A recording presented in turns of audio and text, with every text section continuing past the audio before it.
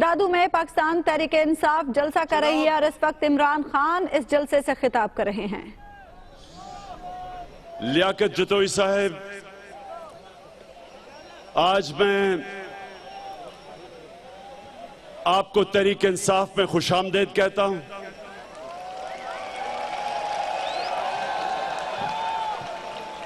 इंशाअल्लाह वक्त ये साबित करेगा कि जो आज आपने फैसला किया वो सिंध के लिए भी और इंशाअल्लाह पाकिस्तान के लिए भी दुरुस्त था।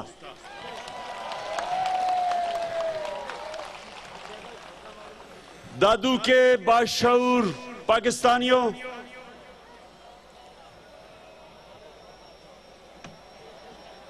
कल आसिफ जरदारी ने एक मेरे मुतालिक एक बात कही। उसने कहा कि इमरान खान सियासी ना सोच रखता है और ना इसको सियासी समझ है। आसिफ जरदारी, अगर आपको सियासी समझ है तो आपने वो कारनामा अंजाम दिया है जो कोई मिलिट्री डिक्टेटर नहीं कर सका। आपने पाकिस्तान की सबसे बड़ी जमात जो नीचे तक थी, जो चारों सूबों में थी, आपने उसको बड़ी कामयाबी से एक छोटी सी जमात बना दिया।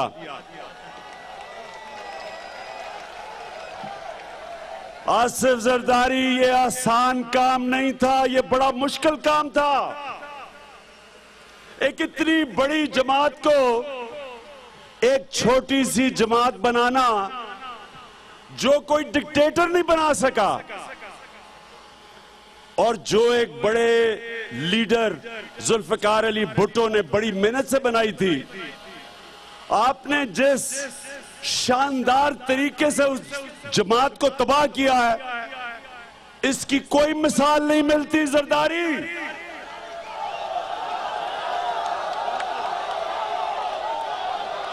और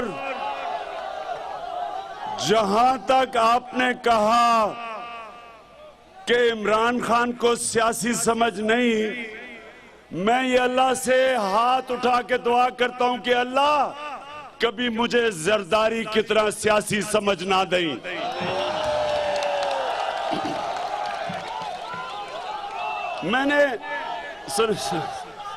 मैंने सुना, मुझे लोगों ने कहा कि जी दो बड़े शातिर सियासतदान हैं, एक है आसिफ जरदारी और एक मौलाना फजलुर रहमान।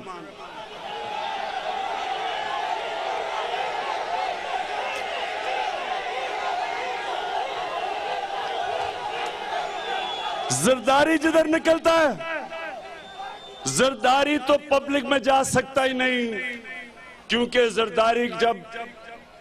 जरदारी को तो सब डाकू कहते हैं। और मौलाना फजलुर रहमान इस्लाम के नाम पे सियासत और मुंह खोलता है तो डीजल डीजल के नारे आ जाते हैं। अल्लाह अल्लाह मुझे इन तरह के अक्लमंद सियासतदान ना बनाए। अल्लाह मेरी ये दुआ कबूल कर ले। बड़े अक्लमंद हैं जो बड़ा, अब मैं ये बड़ा लफ्ज चुन रहा हूं कि जो बड़ा लूंबड़ी की तरह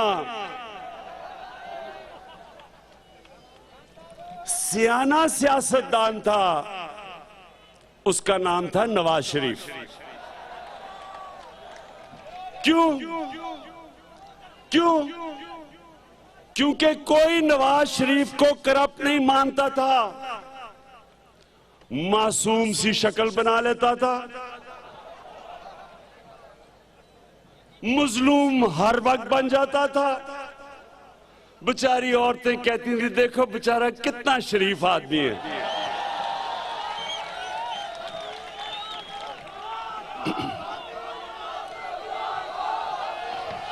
एक मिनट ठहर जाओ एक मिनट। शख्स के हाथ तो सुनो दादू के लोगों, सुनो। नवाज शरीफ, बेचारी औरतें, देखो ना इमरान खान क्यों कितना बुराई से कह रहा है। बेचारा देखे ना बच्चे की तरह की गोलमोल शक्ल है, देखे ना शरीफ सा आदमी है, प्यार आता है इस पे। और जरदारी, वो जो देखते थे जरदारी की तरफ वो कहते ये डाकू है। और मैं एक जरदारी को ये जरूर कहूंगा कि उसने कभी अपना डाकूपन छुपाने की कोशिश नहीं की। जरदारी मैं ये तुम्हें दूंगा, मुनाफिक नहीं हो तुम। कभी जरदारी ने ये नहीं कहा कि मैं पेट फाड़ के बाहर से पैसा पाकिस्तान में लेके आऊंगा, कभी नहीं कहा। कभी जरदारी को मैं क्रेडिट दूंगा, उसने कभी ये नहीं कहा कि मेरी तो कोई बाहर जायदाद नहीं है। उसने कभी ये भी नहीं कहा कि मैं बड़ा शरीफ आदमी हूं, ये कभी नहीं कहा।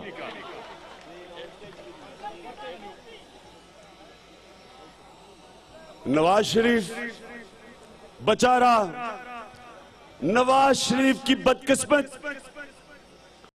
उसकी बदकिस्मती कि अल्लाह अल हक है, अल्लाह सच है, अल्लाह का वादा है। मेरे सिंध के लोगों ये सुन लो, अल्लाह सच है, उसका वादा है कि सच हमेशा आखिर में सामने आएगा। बड़ा शोर मचाया हुआ है पीछे, चुप करो ना। सुनो, यही बोला है कि नीचे चले जाए। नवाज शरीफ की बदकिस्मती के पैनमा के इंकशाफ हो गए 1 साल पहले। और पैनमा के इंकशाफ क्या हुए कि जो हम सबको बड़ी देर से पता था कि पैनमा में इंकशाफ में ये पता चला कि जो अरबों रुपए के लंदन के महंगे तरीन इलाके में मेफेयर के फ्लैट थे, वो नवाज शरीफ के निकले, इसके खानदान के निकले। अब ये फंस गया, बनता तो शरीफ था, अब तक तो मासूम और मजलूम बना हुआ था कि देखें ये। वो बड़ी बेचारी ख्वातीन भी कहती थी देखो ये इमरान कितना बुरा है, देखो सारा वक्त नवाज शरीफ को कहता है ये करप्ट है। मैं तो नवाज शरीफ को 30 सालों से जानता हूं, मुझे तो 30 सालों से पता है कि कैसे इसने पैसा बनाया है। मैंने 18 साल पहले इन लंदन के फ्लैट के बाहर मुजाहरा किया था कि ये पाकिस्तान की कौम का पैसा चोरी करके खरीदे गए हैं। लेकिन वो इतना मजलूम बन जाता था और वो वाकई आसिफ जरदारी और मौलाना फजल रहमान से ज्यादा शातिर सियासतदान था, वो लोग मानते ही नहीं थे। तो जब पैनमा में ये नाम आ गए, दुनिया के अंदर नवाज शरीफ की शक्ल आई, 6 और 7 दुनिया के सरबराहों के साथ जिनके पकड़े गए पैनमा के अंदर जायदादें, बैंक अकाउंट्स, तो तब से ये 1 साल से जद्दोजहद शुरू हुई। हमने पूरी कोशिश की कि असेंबली के अंदर ये हमें जवाब दे। अब जवाब कैसे दे? अगर जवाब देता था तो पकड़ा जाता था। पहले हमें टीओआर की लाल बत्ती के पीछे लगा दिया। उसके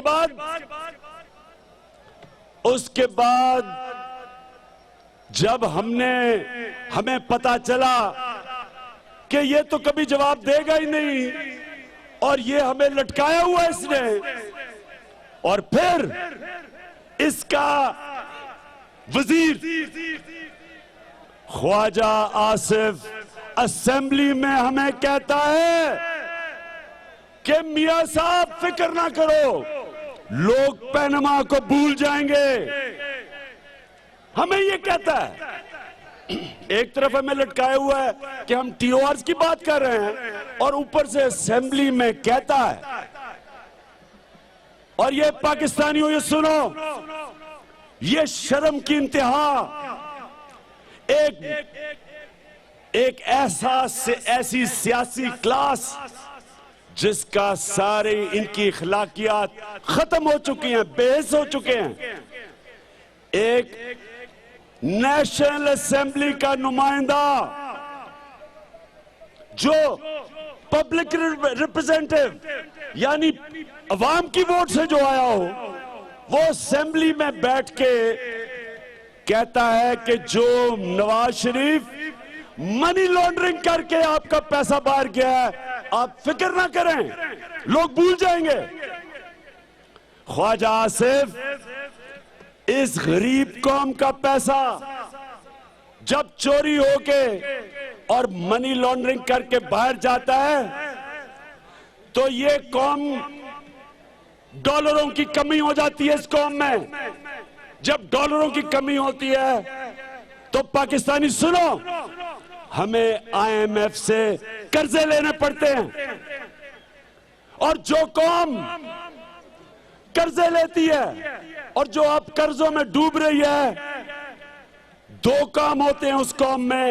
एक तो अपनी आजादी खो बैठती है, गुलाम बन जाती है, और दूसरा ये जो कर्जों की किस्तें हैं ये कौन अदा करता है? बताएं कौन अदा करता है? आप अदा करते हैं। कैसे अदा करते हैं? हर चीज पे टैक्स देते हैं आप, महंगाई के जरिए आप अदा करते हैं। गरीब गरीब हो जाता है, ये डाकू अमीर हो जाते हैं, कौम गरीब हो जाती है। करप्शन क्या है? सुने, करप्शन क्या होती है मेरे पाकिस्तानियों और सिंध के लोगों, आप और गौर से सुनो। आपको तो करप्शन ने तबाह कर दिया। मैं तो भी आपकी सड़कें, अब से नहीं 20 साल से आपकी सड़कें देख रहा हूं, आपके स्कूल देख रहा हूं, आपके अस्पताल देख रहा हूं, पीने का पानी नहीं है आपके पास। आप समझें कि करप्शन होती क्या है? करप्शन एक ऐसे होता है, सुने सुने सुने सुने, जिस तरह आपका घर है, आपके घर में जब चोरी होती है तो जितने भी घर के रहने वाले लोग हैं वो गरीब हो जाते हैं। अमीर कौन होता है? जो लूटता है। ये छोटा सा तबका इस पाकिस्तान के घर को लूट रहा है, कौम गरीब हो रही है। जब एक घर में पैसा चोरी होता है तो क्या होता है? जब पैसे की कमी होती है तो ना माँ बाप अपने बच्चों को पढ़ा सकते हैं, ना अगर कोई बीमार हो उसका इलाज करवा सकता है क्योंकि पैसे नहीं है, ना अगर उनसे कोई नाइंसाफी हो, इंसाफ, ना वो पैसा होता है इंसाफ लेने के लिए, वकील करने के लिए। सारा घर गरीब हो जाता है। ये है पाकिस्तान का हाल। कर्जे पे कर्जे ले जा रहे हैं। पाकिस्तान की तारीख में सबसे ज्यादा कर्जा आज लिया गया है। हर 1 रुपया जो इकट्ठा होता है इस मुल्क की आमदनी, 70 पैसे कर्जों की किस्तें अदा करने के लिए जाते हैं। आपका पैसा क्यों? क्योंकि करप्शन की वजह से इस घर को लूटा जा रहा है, आपको लूटा जा रहा है। सिंध के लोगों, आपको लूटा जा रहा है, पाकिस्तान के लोगों को लूटा जा रहा है। पूछें सबसे पहले पूछें कि ये आसिफ जरदारी के पास किधर से पैसा आया। सारी इसने यहां लोगों को डरा के, धमका के, गुंडों के जरिए लोगों को कत्ल करवा के इसने शुगर मिलें ली हुई है। सिंध में गन्ने वाला बेचारा छोटा किसान, उसको कीमत नहीं मिलती। इसने यहां पुलिस को तबाह किया हुआ है। पुलिस को इस्तेमाल करता है लोगों पर जुल्म करने के लिए, लोगों को डराने के लिए, और खुद बैठता है दुबई में, बिलावल हाउस से हेलीकॉप्टर में एयरपोर्ट, एयरपोर्ट में जेट से दुबई, दुबई से लंदन, लंदन से न्यूयॉर्क, हर जगह इसके महल हैं, हर जगह इसके घर हैं, और कहता है इसको आपकी तकलीफ है। क्या ये सिंधी कि मैं सिंधी हूं, कि मैं, इसको क्या आपकी तकलीफ है? मैं आज सिंध आया हूं, मैंने पहले आना था, मुझे मौका नहीं मिला, क्योंकि पहले मैं धांधली के पीछे पड़ा रहा। 2013 के इलेक्शन में नवाज शरीफ ने पंजाब में धांधली की, वहां उसने अपने अंपायर खड़े किए, और आसिफ जरदारी ने सिंध में अपने अंपायर खड़े किए। उधर उसने धांधली की, इधर इसने की, और मुझे एक मेरा सारा साल लगा धांधली के पीछे। फिर मैं जब से पनामा का आया तो मुझे लोगों को नवाज शरीफ की असल शक्ल दिखानी थी, और मैं अल्लाह का शुक्र अदा करता हूं कि जो फैसला आया है लोगों को इसकी असल शक्ल नजर आ गई है। सुनो आसिफ जरदारी, मैं वापस आता हूं आसिफ जरदारी पे। आसिफ जरदारी, ये सुन लो, अब आज से नवाज शरीफ के खिलाफ तो मेरी जंग चल रही है, वो तो अब फंस गया है JIT के अंदर। अब आसिफ जरदारी, मैं आपके पीछे आ रहा हूं।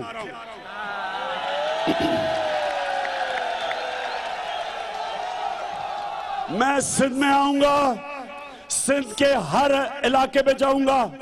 ये जो इनका मुकमुका है, इधर तुम उधर हम, बारियां ले रहे हैं, पाकिस्तान की बंदर बांट की हुई है, दोनों के पैसे बाहर पड़े हैं, दोनों मनी लॉन्ड्रिंग करते हैं। पाकिस्तानियों सुनो, मनी लॉन्ड्रिंग का मतलब कि पहला पैसा चोरी करो, फिर पैसा मुल्क से बाहर लेके जाओ, डॉलरों में तब्दील करके बाहर लेके जाओ। दो नुकसान पहुंचाते हैं, चोरी, और फिर जब पैसा बाहर लेके जाते हैं छुपाने के लिए दूसरा नुकसान पहुंचाते हैं। सूटकेसों में पैसा दुबई जाता था, एयान अली पकड़ी गई, $5 लाख लेके जा रही थी। शर्जील मेमन पकड़ा गया, और डॉक्टर आसिम का सुने, डॉक्टर आसिम के ऊपर 460 अरब रुपए की चोरी थी। 460 अरब रुपया। सारा डेवलपमेंट बजट पख्तूनख्वा का 113 अरब है। सिंध के डेवलपमेंट बजट से दुगना एक आदमी के ऊपर करप्शन का केस था। कैसे बचा वो? एक बेचारा गरीब आदमी, घर में भूख, बच्चे बीमार, मजबूरी में चोरी करता है। 6 महीने जेल में अगर जाना हो, वो 6 साल जेल में रहता है। और ये बड़े बड़े डाकू मिले हुए आपस में, मुल्क से पैसा चोरी करके बाहर, इनको बजाय वो पुलिस इनको पकड़े, इनके आगे पीछे 20-20 गाड़ियां इनको बचाने के लिए फिर रही होती। ये मेरे सिंध के लोगों, ये सुन लो, ये अल्लाह के नबी सल्लल्लाहु अलैहि वसल्लम, अल्लाह के हबीब, वाहिद इंसान जिसको अल्लाह कुरान में कहते हैं मेरा हबीब है।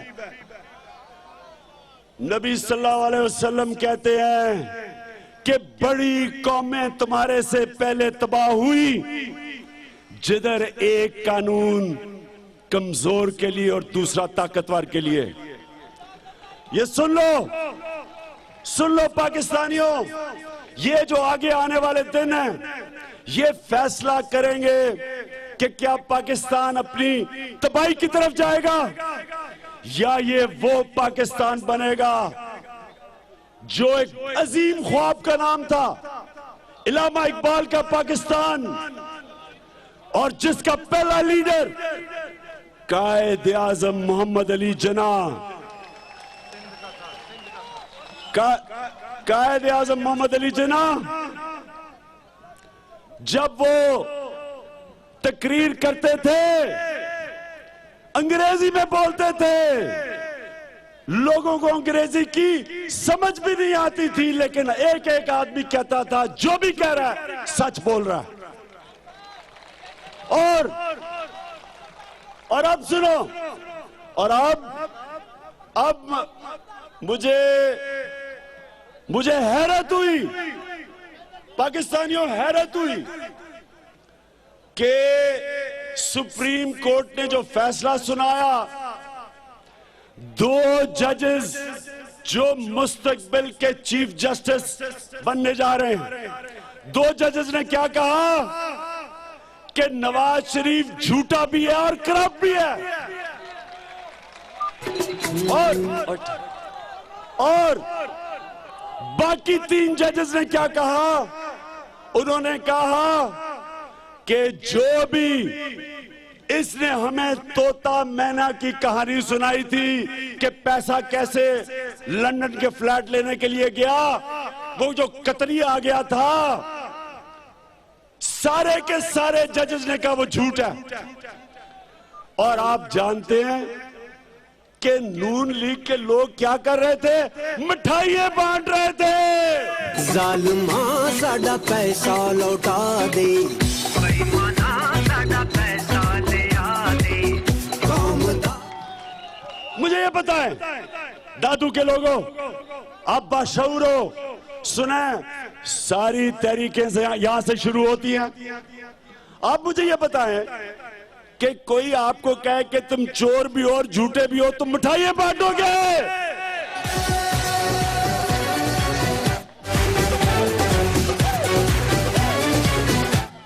ये मिठाइयां इसलिए नहीं बांट रहे थे कि वो नवाज शरीफ जीत गया, ये मिठाइयां इसलिए बांट रहे थे, जो मिठाइयां बांट रहे थे उनको बजाय शर्म आने की, बजाय अपना सर नीचे करते शर्म से, वो लोग थे जो नवाज शरीफ के साथ मिलकर पैसा बना रहे हैं, वो भी पैसा बना रहे थे, और उनको ये हुआ कि शुक्र है डिस्क्वालीफाई नहीं हुआ। ये याद रखें मेरे सिंध के लोगों, ये जो जंग है आगे, ये एक करप्ट टोले के, एक करप्ट टोला एक तरफ और पाकिस्तान की मजलूम कौम दूसरी तरफ, ये जो जंग होने वाली है इसकी आप तैयारी करें। मेरा शुरू तो मैंने यहां, एक मिनट, चुप चुप चुप, अभी शुरू तो मैंने आज दादू से कर दी है। इंशाल्लाह जुमे को इस्लामाबाद में मैं इंसानों का समुंदर इकट्ठा करूंगा, और मैं पाकिस्तानियों, मैं सबको दावत देता हूं, मैं जुमे को आप सबको दावत दे रहा हूं कि आप जो हम इस्लामाबाद में नवाज शरीफ के इस्तीफे का मुतालबा करेंगे, आप सब मेरे लिए ना आए, आप आए अपने बच्चों के मुस्तकबिल के लिए, अपने मुल्क के लिए, अपने मुल्क को बचाने के लिए, आप आए सच और हक के लिए, आप आए ये करप्ट टोले को शिकस्त देने के लिए। इंशाल्लाह जुमे को शुरू होगा, उसके बाद मैं आगे अनाउंस करूंगा, हमें हर पाकिस्तान के इलाके में जाएंगे, सिंध में आऊंगा, कराची जाऊंगा 30 तारीख को, सिंध के आके बाकी इलाकों में जाऊंगा, कोयटा जाऊंगा, मैं सारे पाकिस्तानियों को इकट्ठा करूंगा कि एक मुजरिम मुल्क का प्राइम मिनिस्टर नहीं बन सकता।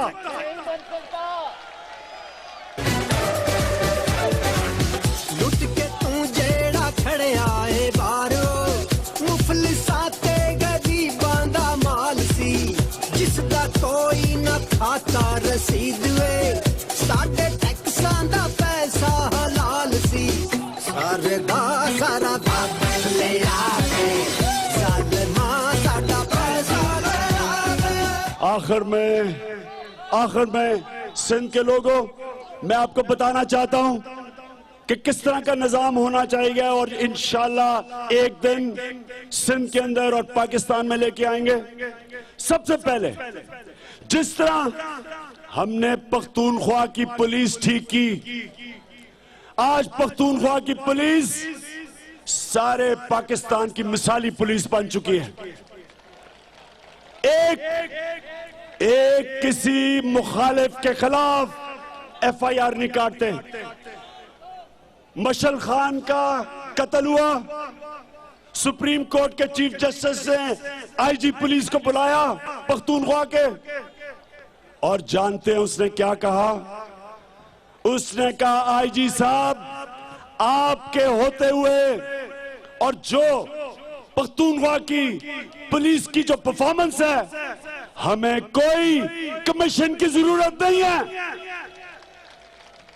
इंशाल्लाह मैं आपको साबित करूंगा कि जिस दिन हमने सिंध की और पंजाब की पुलिस ठीक कर ली, जिस दिन हमने गैर जानिबदार प्रोफेशनल मेरिट के ऊपर और मुकम्मल तौर पे गैर सियासी पुलिस यहां बना दी, मैं आपको यह बताता हूं सिंध के लोगों, कोई आपके ऊपर जुल्म नहीं कर सकेगा, कोई थानों में केसेस नहीं कर सकेगा, कोई ताकतवर कमजोर को थानों में मार नहीं पिटवा सकेगा, झूठे केस नहीं कर सकेगा। आपको आजाद होंगे जब आपकी पुलिस ठीक होगी। दूसरा, पख्तूनख्वा के स्कूल, सरकारी स्कूल पहली दफा पाकिस्तान की तारीख में प्राइवेट स्कूलों से 34,000 बच्चे सरकारी स्कूलों में वापस गए हैं। हमारे एक MP जियाउल्लाह बंगश, उसने प्राइवेट स्कूल से अपनी बेटी को निकाल के सरकारी स्कूल में डाला है। आप सोच सकते हैं कि सिंध में ये हो सकता है? हम करेंगे इंशाल्लाह। और अस्पताल, आज पख्तूनख्वा के अस्पताल मिसाली अस्पताल बनने लगे हैं। आज जाके देखें, लोग प्राइवेट अस्पतालों से सरकारी अस्पतालों में जा रहे हैं कि उनको मेयार ऊपर हो गया है। और